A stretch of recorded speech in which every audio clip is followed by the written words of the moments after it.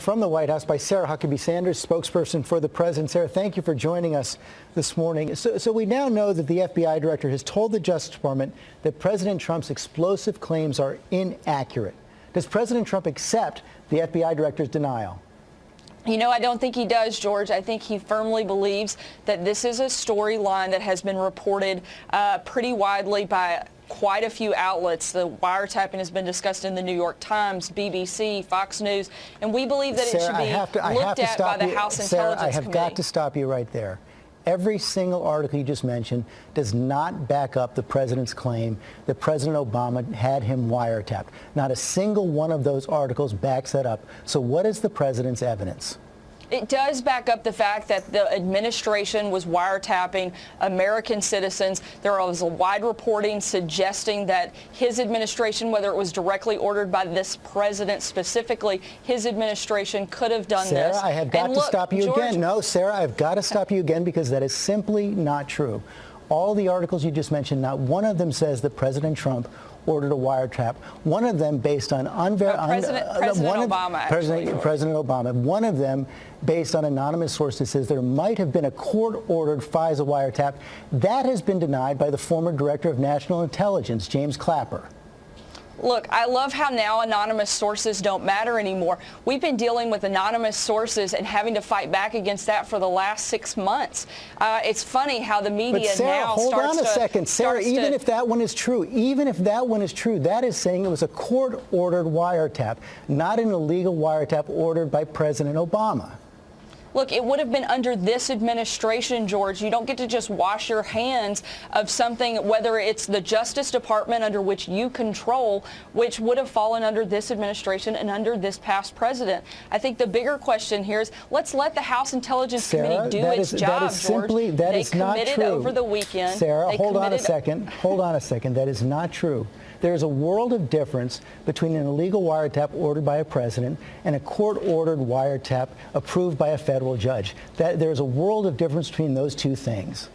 The fact that it was being done is a story that we should be talking about, George, and all we're asking is that we let Congress do its job. Let's let the House Intelligence Committee review this, investigate it, as they committed to do over the weekend.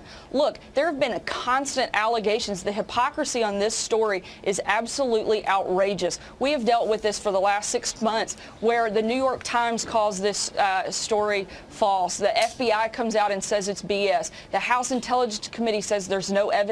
Yet the people in the media continue to report a false narrative that there are connections between the Trump campaign and the Russians when there simply aren't. All we're asking is the same fair deal here, that the House Intelligence Committee is given the opportunity to investigate, review this, and see if there's anything there, Sarah, which we believe there is. It is not a fact that this has been done. You do not know that it is a fact that this has been done, and that has been denied by President Obama, by the former director of national intelligence, and now we know as well by the FBI director. They are all saying it did not happen. So is the president calling all three of those individuals liars? Not at all. He's asking that we allow the House Intelligence Committee to do its job the same way we have done on our situation. It's very interesting, George, how when this past president says it's false, everybody's like, oh, well, obviously it is. But when we've been saying it for the last 6 months, nobody believes it. Frankly, George, I think if the president walked across the Potomac, the media would report that he can't swim. This is a constant battle that we're having to fight. All we're asking is that this double standard be washed away and that we allow the congressional committee to do their job. Sarah, the president made these allegations 48 hours ago. Has he called the FBI director since he made those allegations and asked if they were true? I don't know that he has talked directly with the FBI director, but I do believe that, again, we go back to, we've put out a statement asking that we allow Congress to do its job and investigate and do a full review of this process. But the president administers the Justice Department. The president administers the intelligence agencies. He can find out for himself. He can ask his FBI director if this is true. He can ask his Justice Department if this is true. He can ask the director of national intelligence if this is true. Has he done that? Look, I don't know that actually that is the case, George. From my understanding is that there is a process that this has to follow, and in order to go through that process, the first step is a congressional review, and that's what we're asking to take place right now. But bottom line, the president does not accept the FBI director's denial. I don't know that he has gotten a firm denial from the FBI. He does not accept the reporting that the FBI director has said this did not happen. Does the president accept that or not?